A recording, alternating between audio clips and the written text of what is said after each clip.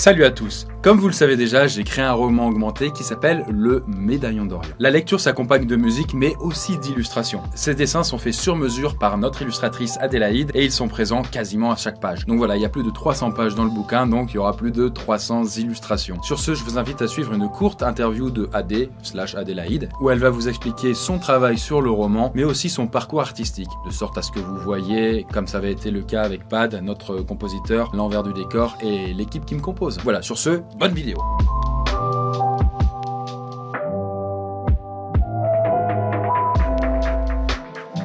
Quand est-ce que tu as eu envie de devenir illustratrice? Est-ce que d'ailleurs tu as une anecdote à ce sujet-là à nous raconter? Alors, j'ai eu envie de devenir illustratrice au collège, mi-collège, 5e, 4e. En fait, ce qui est rigolo, c'est qu'avant ça, donc au primaire, je dessinais mieux que les autres enfants de mon âge. Et il y avait régulièrement, du coup, des enfants qui me demandaient si je voulais devenir peintre, en fait. Ils me demandaient si je voulais devenir peintre. Et à chaque fois, je répondais non, que ça ne m'intéressait pas du tout, c'était pas du tout ce que je voulais faire. Et du coup, c'est assez rigolo que finalement, aujourd'hui, je sois devenue illustratrice. Moi, j'ai regardé un petit peu ce que tu avais fait quand on a commencé à bosser ensemble. Et j'ai vu que tu avais illustré beaucoup d'ouvrages.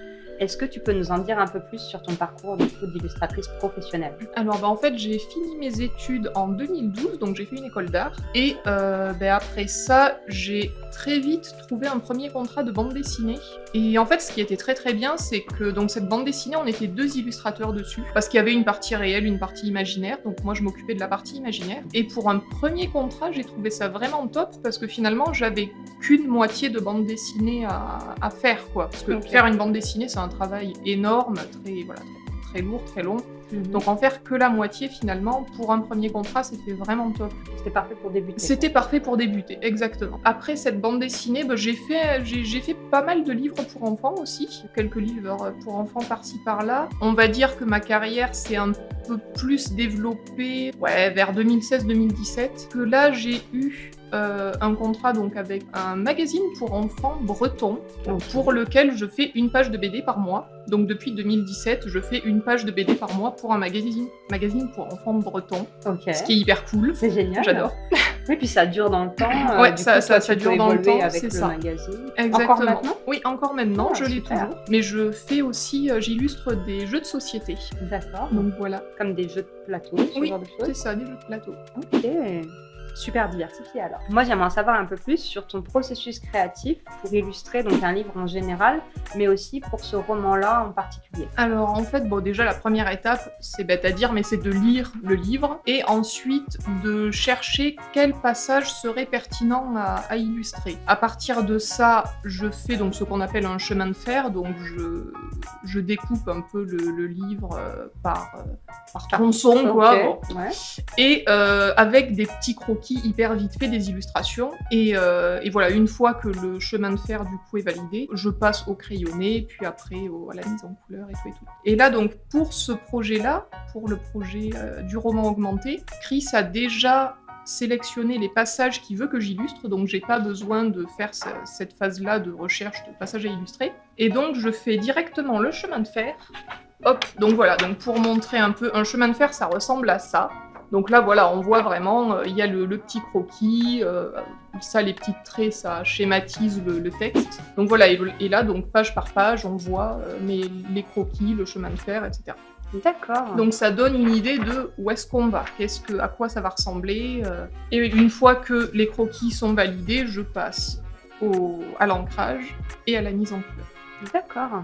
Donc habituellement, c'est toi qui, à part pour ce projet-ci, habituellement c'est toi qui détermine quand est-ce que c'est pertinent d'avoir une illustration. Exactement. C'est toi qui vas sentir ça en lisant les pages. C'est un passage important, il doit être illustré. Donc ça rendrait bien en illustration. C'est ça. Ok. Si on va un petit peu plus loin dans le processus d'illustration, je me demandais quels étaient les éléments à prendre en compte quand on doit illustrer un personnage, parce que dans ma tête c'est plus compliqué qu'illustrer, je sais pas, peut-être un paysage ou un décor. Comment est-ce qu'on fait pour illustrer un personnage, pour lui donner du caractère, quels éléments prendre en compte? Eh bien, il y a plein de choses à prendre en compte. Donc déjà, le caractère du personnage en lui-même, je vais dire un truc lambda, mais s'il est méchant, s'il est gentil, ce genre de choses. Et après, on va essayer de le rendre vraiment reconnaissable. que, sorti du contexte, on voit le personnage et qu'on se dise « Ah, c'est un tel sorti de telle bande dessinée, tel dessin animé. » Ça, c'est hyper important. Et du coup, pour ça, on va essayer de lui donner des traits très caractéristiques, des éléments caractéristiques. Par exemple, ça peut être, il porte un chapeau, il a des lunettes, ou il a un grand nez, ou il a une mâchoire énorme. Vraiment, il faut essayer de lui trouver des petits éléments comme ça qui le caractérisent. Et que s'ils sont pas là, tout de suite, ça fait bizarre. Ah, tu te dis, il lui manque quelque chose, C'est ça ça. fait vraiment, c'est une extension de Ouais, lui-même, là, quoi. en fait, là, comme ça, j'ai en tête donc Victor de la famille Pirate, donc le père de la famille Pirate. Si on le dessine comme ça de tête, bon, on va lui faire un grand chapeau, un grand nez, on se souvient vaguement qu'il est roux.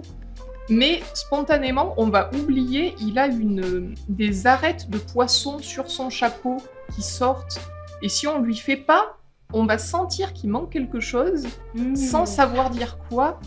Tu sais que t'as bien illustré un personnage quand si on lui enlève un petit élément, il est plus complet, que chaque élément que tu as rajouté corresponde bien, enfin font bien un tout avec le personnage en lui-même. Ouais, et puis que quand on le voit, il y a rien qui paraisse bizarre non plus. Parce que, comme dit, cette arête de poisson sur son chapeau, personne se dit tiens, c'est bizarre, il a une arête de poisson sur son chapeau, alors qu'il faudrait se dire ça en vrai. Mais ça paraît hyper naturel, quoi. Et là, ouais, c'est là qu'on voit que effectivement le personnage marche bien, quoi. 6 mois. Je vais me lancer dans le dessin, alors il y aurait beaucoup de travail. Qu'est-ce que tu dirais aux gens qui veulent se lancer dans le dessin? Qu'est-ce que tu leur conseillerais pour trouver leur propre style? Ça, trouver son style, c'est pas du tout une priorité. Ok. Non, la priorité, c'est d'apprendre à dessiner, tout simplement. De réussir à faire des personnages qui sont pas disproportionnés, de savoir faire une perspective correcte. C'est la base, en fait. Tu ne cherches pas ton style si tu ne sais pas dessiner d'abord. Donc il vaut mieux commencer par étudier le réel, comprendre comment fonctionnent les choses, comprendre les volumes, comprendre comment fonctionne la lumière, comment fonctionne la couleur. Chercher son style, il vient tout seul, j'ai envie de dire.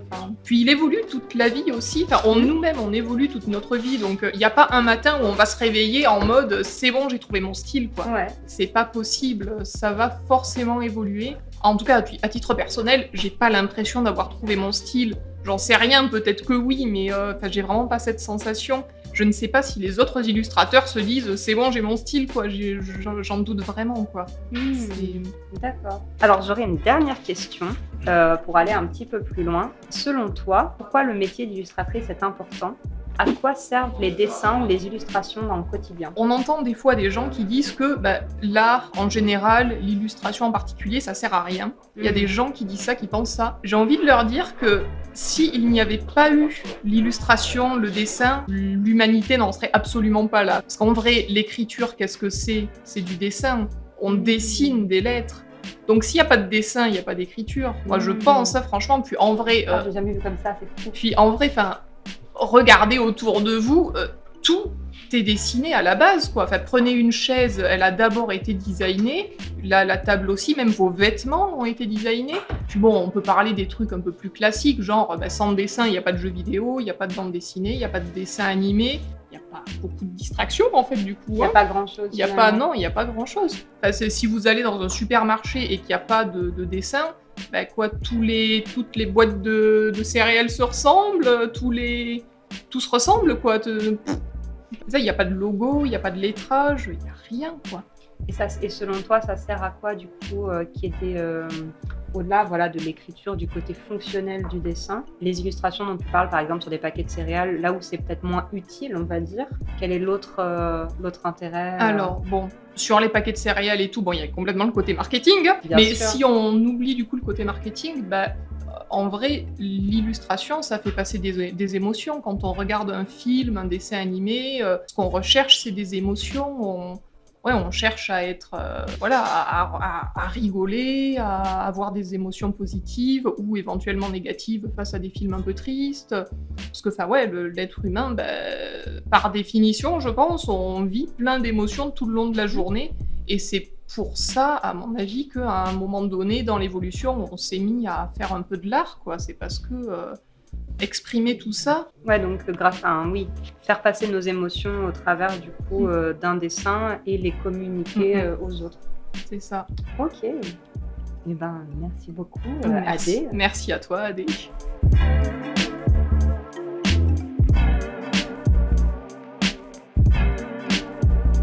Voilà, merci à toutes et à tous d'avoir regardé cette interview. J'espère que ça vous a intéressé. On se retrouve pour une prochaine vidéo et sur ce, bisous la poiscaille.